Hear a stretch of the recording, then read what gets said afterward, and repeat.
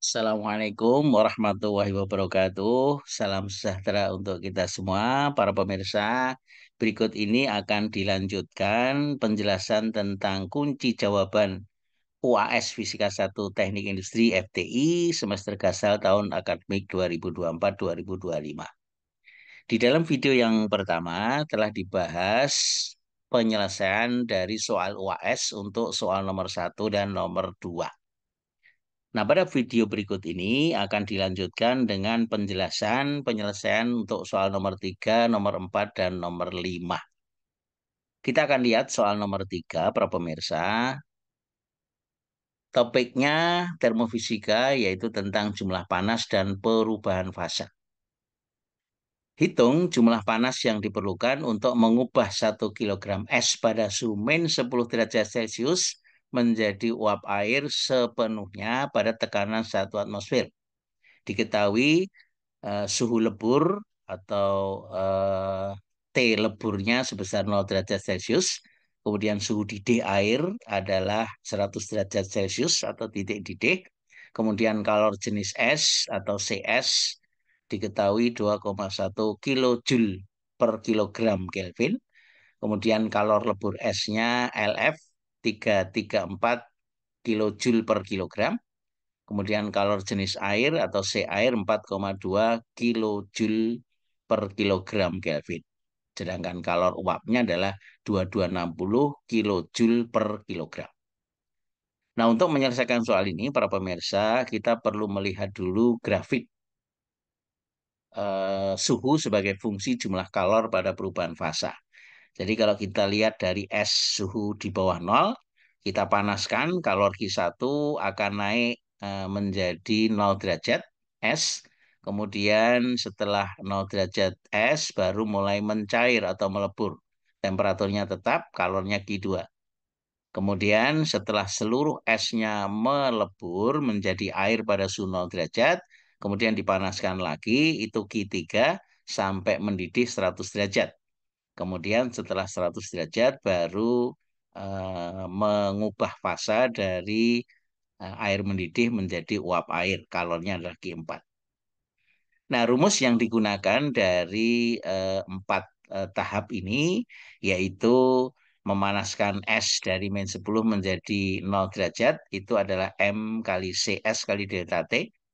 Kemudian yang kedua meleburkan es menjadi air, maka Q2-nya itu sama dengan M kali L. Nah, sedangkan memanaskan air dari 0 derajat sampai 100 derajat atau mendidih, Q4-nya adalah M kali C, C-nya sudah berubah menjadi air kali delta T. Nah, kemudian menguapkan air menjadi uap air, Q4-nya adalah M kali L, uap. Nah, jadi total kalornya adalah Q1 plus Q2 plus Q3 plus Q4. Sekarang kalau kita hitung satu per satu, yang pertama adalah panas untuk memanaskan es Q1, itu sama dengan M kali CS kali delta T, massa M-nya 1 kilogram, kemudian CS-nya 2,1, kali delta T-nya adalah 0 dikurangi min 10, jadi ketemunya 21 kilojoule. Nah, kemudian panas untuk meleburkan es atau Q2, itu sama dengan Q2 M kali LF. M-nya 1 kilogram kali LF-nya 334, ketemunya 334 kilojoule.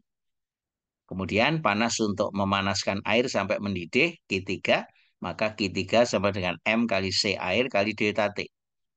M-nya 1 kilogram, kemudian C airnya 4,2, kemudian delta T-nya adalah sampai mendidih dari 0, 100 minus 0, ketemunya 420 kilojoule.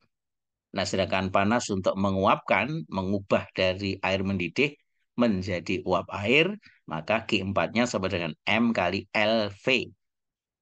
M-nya 1 kilogram, LV-nya 2260. Diperoleh hasil 2260 kilojoule. Nah, sehingga total panas yang diperlukan adalah Q1 21, Q2 334, Q3 420, Q4 2260 kilojoule masing-masing. Maka hasil akhirnya adalah 3035 kilojoule adalah jumlah kalor yang diperlukan. Demikian para pemirsa jawaban soal nomor 3. Kita akan lanjutkan dengan soal nomor 4. Topiknya termofisika tentang perpindahan panas konduksi pada batang. Tiga batang logam A, B, dan C yang berbeda jenis disambungkan dengan suhu pada ujung-ujungnya berbeda. Seperti ditunjukkan pada gambar di bawah ini. Jika koefisien konduktivitas logam A yang paling kiri setengah dari koefisien konduktivitas logam B dan koefisien konduktivitas logam A dua kali koefisien konduktivitas logam C serta luas penampang ketiganya sama besar, kemudian tentukan suhu pada sambungan logam A dan B, kemudian yang kedua tentukan suhu pada sambungan B dan C. Jadi ini kiri 110 derajat, kanan 0 derajat. Yang ditanyakan adalah suhu antara A dengan B dan B dengan C. Kita lihat dari soal ini, suhu A 110, suhu ujung C 0 derajat, kemudian koefisien konduktivitasnya Ka setengah Kb, kemudian Ka 2 kali Kc. Nah, panjang dari masing-masing batang LA, LB, LC sama, luas penampangnya juga sama, AA, AB, dan AC. Nah, sebut saja misalnya suhu sambungan antara logam A dan B adalah TAB. Sedangkan suhu pada sambungan B dan C adalah TBC. Nah, untuk susunan seri, maka jumlah kalor yang dikonduksikan masing-masing logam sama atau Q per T untuk logam A harus sama dengan Q per T untuk logam B. Nah, karena panjang dan luas penampangnya sama, maka persamaannya tinggal setengah kali KB kali 110 minus TAB, ini yang Q per T untuk A, sama dengan yang Q per T untuk B, KB kali TAB minus TBC. Ini kalau kita kalikan, setengahnya ke ruas kanan dibalik, maka akan diperoleh persamaan pertama, 110 sama dengan 3 TAB min 2 TBC. Nah, kemudian kita lihat untuk sambungan logam B dengan C. Maka jumlah kalor yang dikonduksikan persatuan waktu logam B ini harus sama dengan jumlah kalor yang dikonduksikan persatuan waktu untuk logam C. Karena sekali lagi panjang batang dan luas penampangnya sama, maka persamaannya tinggal KB kali TAB min TBC harus sama dengan KC kali TBC minus 0. Temperatur ujung kanan. Nah, kalau kita substitusikan nilai Kc sama dengan setengah Ka sama dengan setengah A seperempat Kb, maka akan diperoleh persamaan menjadi Kb kali TAB minus TBC sama dengan seperempat Kb kali TBC minus 0. Nah, sehingga kalau kita sederhanakan soal ini, itu akan menjadi 4 TAB sama dengan 5 TBC sebagai persamaan 2. Kembali dari persamaan 1 yang di atas sudah dijabarkan 110 sama dengan 3 TAB minus 2 TBC. Kemudian persamaan 2-nya 4 TAB sama dengan 5 TBC. Kalau kita substitusikan kedua persamaan ini akan diperoleh TBC sama dengan 4 TAB per 5. Nah, jadi kalau dikembalikan ke persamaan 1 atau 2, salah satunya boleh. Ini kita lihat kalau kita substitusi persamaan 1 akan diperoleh 110 sama dengan 3 TAB minus 2 TBC. TBC-nya diganti dengan 4 TAB per 5. Nah, jadi kalau kita hitung dari persamaan ini, kemudian menyamakan penyebutnya akan diperoleh nilai dari TAB sama dengan 78,6 derajat Celcius. Nah, kalau nilai TAB kita substitusi ke persamaan di atas, maka akan diperoleh TBC itu menjadi 4 TAB per 5. TAB-nya dimasukkan nilai 78,6 akan diperoleh 62,9. Nah, ini adalah temperatur sambungan antara B dengan C, 62,9, sedangkan sambungan antara A dengan B adalah 78,6 derajat Celcius. Demikian jawaban untuk soal ini para pemirsa. Mudah-mudahan bisa dipahami. Kita akan lanjut sekarang untuk soal nomor 5. Topiknya termofisika perpindahan panas konveksi pada zat cair, zat padat. Nah, soalnya adalah lempeng logam dengan luas 200 cm kuadrat dan suhu 140 derajat Celcius ditempatkan dalam sebuah ruang bersuhu 20 derajat Celcius dengan tekanan 1 atmosfer. Tentukan jumlah panas yang dipindahkan melalui proses konveksi setiap menit dari kedua permukaan ke lingkungan di sekitarnya jika posisi lempeng tadi itu ditempatkan secara horizontal yang pertama, kemudian yang kedua B ditempatkan secara vertikal.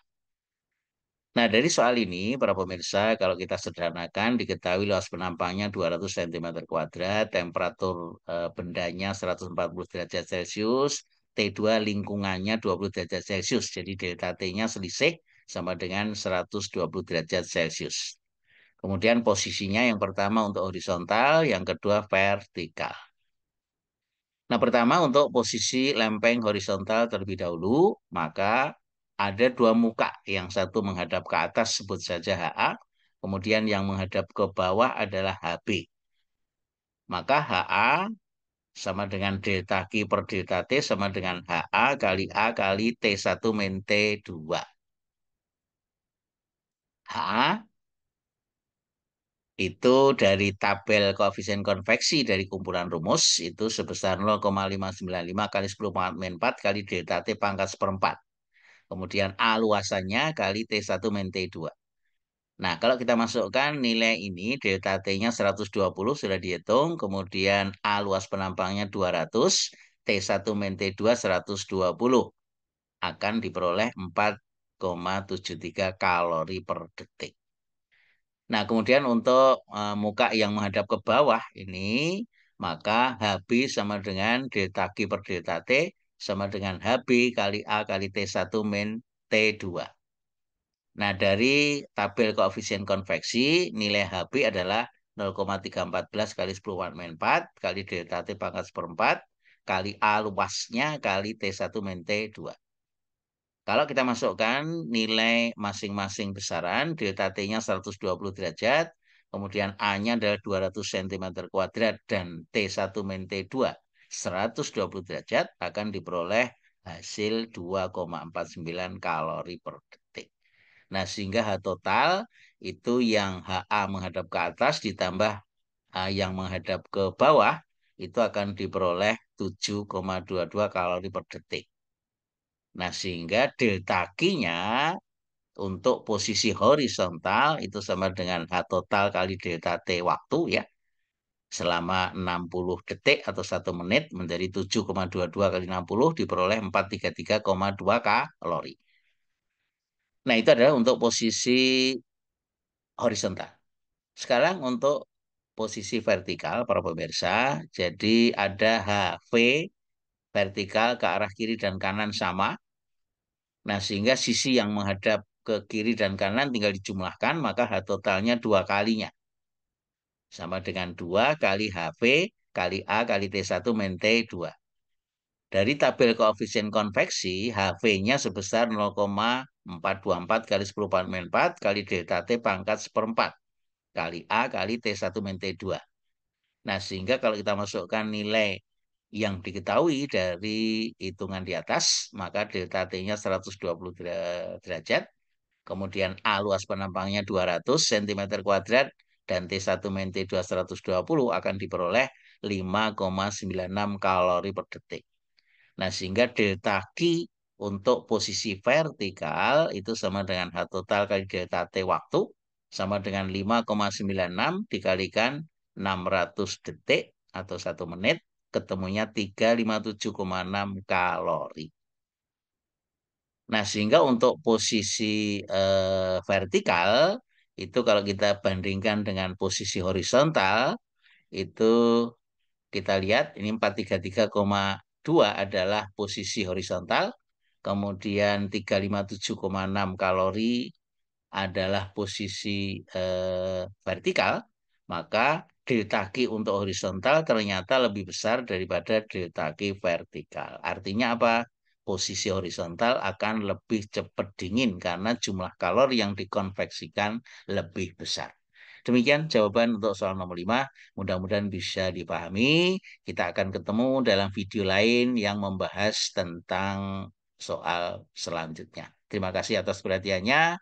Sampai ketemu. Assalamualaikum warahmatullahi wabarakatuh.